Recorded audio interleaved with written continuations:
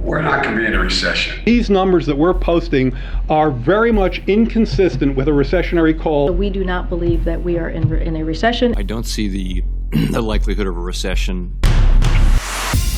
It's the question on everyone's mind. Is a recession coming, and how is it going to impact consumer spending? It is all about the consumer, because the consumer is this economy. About 2/3 of GDP in the United States is consumer spending. So if the consumer's not spending money, it's not good for the economy.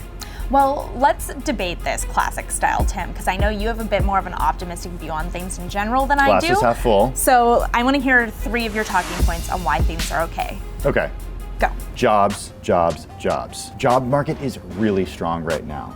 Each and every month this year, the US has added hundreds of thousands of jobs. Now we're in a place where we've recovered all jobs that were lost during the pandemic.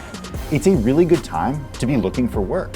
There are 2 jobs available for every 1 unemployed person right now. So with a market that's strong, it gives people who are looking for work, people who want to work, an opportunity to go out and get a new job or go out and get a raise. Oftentimes the best way to get a raise is for people to switch jobs. So if the job market is healthy, that's a good thing for consumers. 2, it comes down to cash.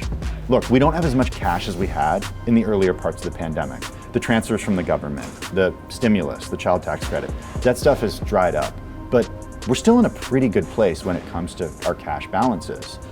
Yes, it's drying up a little bit because gas is more expensive and food is more expensive, but we still got a pretty good cash cushion. 3, it's all about what we're hearing from companies right now. So we've heard from quite a few companies as they report their most recent quarters, and the news has been overall pretty good. I mean, the head of the biggest bank by assets here in the US, Jamie Dimon at JPMorgan Chase, said, I feel like a broken record. The consumer right now is in great shape. American Express said that travel and entertainment is back to pre-pandemic levels. It's actually exceeded pre-pandemic levels. So we're hearing from these companies that yes, things are getting more expensive, but the consumer is in a position to pay for those things. I would love to believe that things are half full, but I'm a negative Nancy by nature, so I'm gonna tell you why I think things are totally out of order right now, okay? Okay, try not to go too hard. I don't want to get too depressed here. So more than 70% of adult consumers in the US feel like we're gonna hit a recession by the end of the year. Consumer sentiment is everything in the economy. Like you said, 2/3 of our GDP is impacted by how people are spending, consumer spending. So if they're feeling bad about the economy and they're tightening their budgets,